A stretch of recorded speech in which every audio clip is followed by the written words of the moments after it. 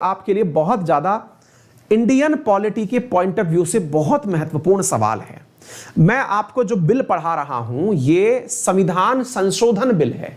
इससे पहले केवल एक बिल था, यानी उसके अंदर संविधान में कोई संशोधन नहीं होना था।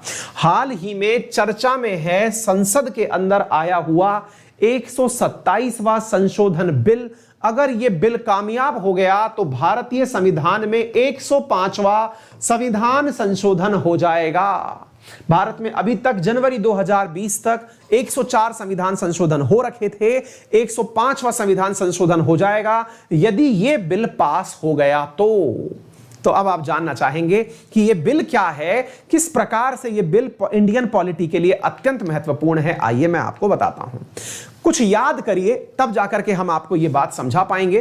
फिलहाल के लिए आपसे एक सवाल पूछा जा रहा है, यह बिल संविधान संशोधन बिल लेकर कौन आया? तो भारत के अंदर जो सामाजिक अधिकारिता मंत्री हैं, social justice and empowerment minister Virendra Kumar, उनके द्वारा यह बिल प्रस्तुत किया गया। मैं एक सवाल पूछता हूं, जल्दी से उसका आंसर करिए। क्या आपको मालूम है कि कुछ समय पहले महाराष्ट्र सरकार के द्वारा, कुछ समय पहले से मतलब मैं पहले क्लियर कर दूं, देवेंद्र फडणवीस जी जब जा रहे थे उनके द्वारा महाराष्ट्र में मराठाओं को रिजर्वेशन दिया गया था। अगर ध्यान हो तो आपको याद होना चाहिए, शिक्षा के अंदर 12% रिजर्वेशन और नौकरी के अंदर 13% रिजर्वेशन की बात की गई थी। अगर आपको ध्यान हो, मराठा रिजर्वेशन ध्यान है। आपको याद भी होगा कि मराठा रिजर्वेशन जो दिया गया था उसे 5 मई 2021 को सुप्रीम कोर्ट, माननीय सुप्रीम कोर्ट के द्वारा असंवैधानिक करार दे दिया गया था, अनकॉन्स्टिट्यूशनल करार दे दिया गया था। क्या कोई बता सकता है कि उसे अनकॉन्स्टिट्यूशनल करार क्यों दिया गया था?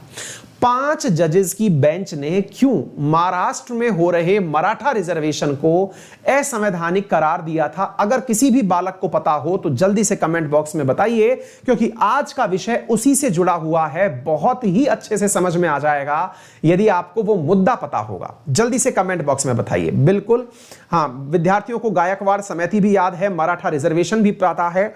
हाँ, क्यों खत्म किया था अब ये कमेंट बॉक्स में जल्दी से बता दो। मैं पानी पी लेता हूं, जल्दी बता दो, बहुत ही इंपॉर्टेंट बात है, बताइए।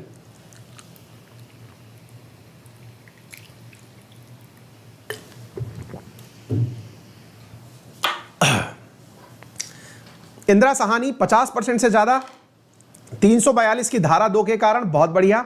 विजय सिंह शाबाश, बहुत सही जवाब दे रहे हो। गायकवाड़ कमेटी सब लोग लिख रहे हैं, इंदिरा साहनी भी सब लोग लिख रहे हैं, मोर देन 50% लिख रहे हैं, बहुत बढ़िया। देखिए, इंदिरा साहनी वाला केस तो था ही था इसके साथ में। इसके अलावा अगर आपको मालूम हो तो इसके अंदर एक बहुत बड़ा विषय यह था कि मराठा रिजर्वेशन देने का जो काम किया था वो राज्य सरकार ने किया था, जबकि सुप्रीम कोर्ट बोलती है कि आप आरक्षण देने का जो काम है ये खुद नहीं कर सकते। आरक्षण देने का कार्य तो केंद्र सरकार करेगी, राष्ट्रपति के द्वारा करवाएगी। राज्य सरकारें यह काम कर ही नहीं सकती। और इसके पीछे एक संवैधानिक संशोधन को आधार बनाया था। कमेंट बॉक्स में बताइए वो कौन सा संविधान संशोधन था जिसको सुप्रीम कोर्ट ने अपने आदेश में आधार बनाया था कि कौन SEBC, socially economically backward class में जो व्यक्ति आएगा उसका निर्णय कौन करेगा। यह कौन से संविधान संशोधन में दिया हुआ है? चलिए मैं आसान भाषा में पूछ लेता हूं कि जो national commission on backward class बनाया गया था वो कौन से कॉन्स्टिट्यूशनल अमेंडमेंट के द्वारा बनाया गया था? जल्दी से बनाइए, बताइएगा। 342A लिखा है अमित तोमर, बहुत बढ़िया। हाँ जी, जन्मेश और केशव ने सबसे पहले आंसर दिया है, खुशबू कुमारी बिल्कुल सही, 102वां संविधान संशोधन। तो मेरे प्यारे साथियों, ये सारी की सारी बात जो आज की घूम के आ रही है ये 102वें संविधान संशोधन में हुए उस बदलाव के लिए है जिसके तहत राज्य सरकारों से OBC को आरक्षण देना छीन लिया गया था। अब केंद्र सरकार ऐसा कार्य करने जा रही है कि मराठा रिजर्वेशन के केस में सुप्रीम कोर्ट ने जिस आधार पर महाराष्ट्र से उसका रिजर्वेशन देने का आधार छीना था, अब केंद्र सरकार सुप्रीम कोर्ट के निर्णय को बदलने जा रही है। सुप्रीम कोर्ट ने जिस बिंदु के आधार पर महाराष्ट्र की सरकार का रिजर्वेशन देने का अधिकार छीन लिया था, अब सुप्रीम कोर्ट के उसी आधार को बदलने के लिए केंद्र सरकार एक नया कदम उठा रही है, और वो ये है कि राज्य जो है वो अपना बैकवर्ड क्लास का लिस्ट तैयार कर पाएंगे।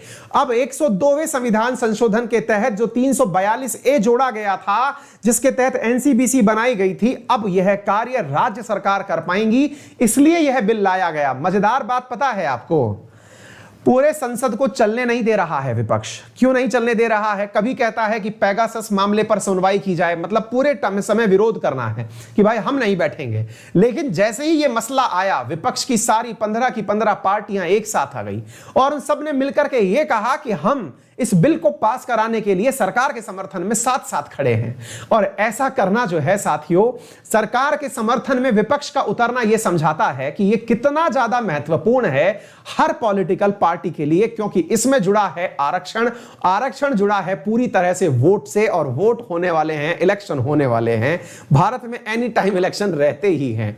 तो ऐसी स्थिति में कोई भी पॉलिटिकल पार्टी आरक्षण के मसले पे पीछे नहीं रह सकती। अगर आप इसका और उदाहरण देखना चाहें तो आखिरी बार सभी पॉलिटिकल पार्टी एक साथ ईडब्ल्यूएस के मामले पर, इकोनॉमिकली वीकर सेक्शन को दिए गए आरक्षण के मामले पर एक साथ आई थी, या फिर अब जब ये 127वां संविधान संशोधन बिल पास किया जा रहा है तब सारी पॉलिटिकल पार्टी एक साथ आ गई हैं। क्यों? क्योंकि उन्हें पता है कि अगर अपोजिशन में बैठ गए तो ये सामने वाली पार्टी चुनाव में ले जाकर के फिर बहुत बुरा करेगी। ऐसी स्थिति में सब की सब एक हो जाएंगे और एक होकर के सब लोग मिलकर के इसको अपने पक्ष में करने का प्रयास करेंगे। तो मुद्दा क्या है? अब मुद्दा यह है साथियों, जिस आधार पर जस्टिस भूषण कमेटी ने, जस्टिस भूषण के 5 सदस्यीय बॉडी ने मिलकर के जो मराठा रिजर्वेशन था उसको अनकॉन्स्टिट्यूशनल डिक्लेयर किया था, अब उसी आधार को बदलने का प्रयास किया जा रहा है। क्योंकि 102वें संविधान संशोधन के अंतर 324A, जिसके अंतर्गत यह कहा गया था कि पावर ऑफ प्रेसिडेंट, जिसके अंतर्गत राष्ट्रपति के पास ही यह पावर है कि वो पहचान सकता है कि कौन व्यक्ति एसईबीसी है, और पार्लियामेंट के द्वारा सजेस्ट किए गए उस व्यक्ति को रिजर्वेशन देने का कार्य केवल राष्ट्रपति के पास है।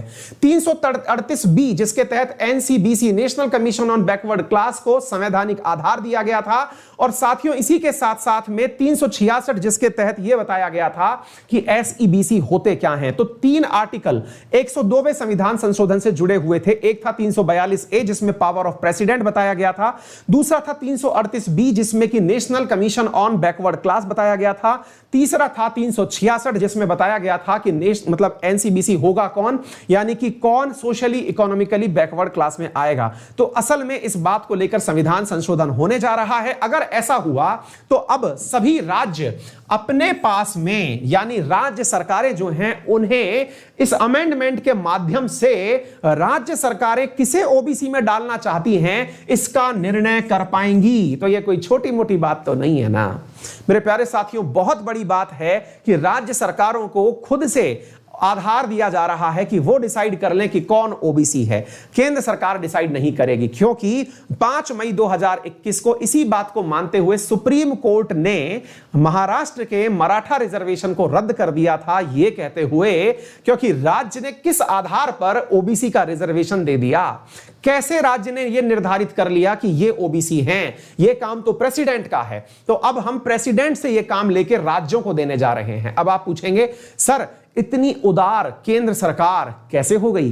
तो मेरे प्यारे साथियों, असल में भारत के फेडरल कैरेक्टर के लिए जरूरी है। फेडरल कैरेक्टर का मतलब है कि जो हमारा संघीय ढांचा है, इसके लिए यह जरूरी है कि राज्यों के पास कुछ ऐसे अधिकार दिए जाएं जो वहां की लोकल समस्याओं से निपटने के लिए कारगर हों। ऐसी स्थिति में यह फेडरल बुनियाद ढांचे को और मजबूत करेगा। ठीक है, उम्मीद है आप लोगों को यह बात अब बेहतरीन तरीके से समझ में आ जाएगी। Ministry of social justice and empowerment के जो मंत्री वीरेंद्र सिंह हैं, उनके द्वारा यह जो विधेयक है यह लाया जा रहा है। संविधान संशोधन बिल है, 127वां संविधान संशोधन बिल है। अगर पास हो गया तो फिर भारत के अंदर कुल मिला के 105 संविधान संशोधन कहलाएंगे। साथियों, द कॉन्स्टिट्यूशन ये जो था national commission of backward class 102वां, इसी की एक बात के अंदर परिवर्तन किया जाएगा, क्योंकि इसके अंदर 338B और 342A ये लाए गए थे। क्लियर है? उम्मीद है सभी साथियों को यह बात बेहतरीन तरीके से समझ में आ गई होगी। बहुत ज्यादा महत्वपूर्ण है इंडियन पॉलिटी पर्सपेक्टिव से।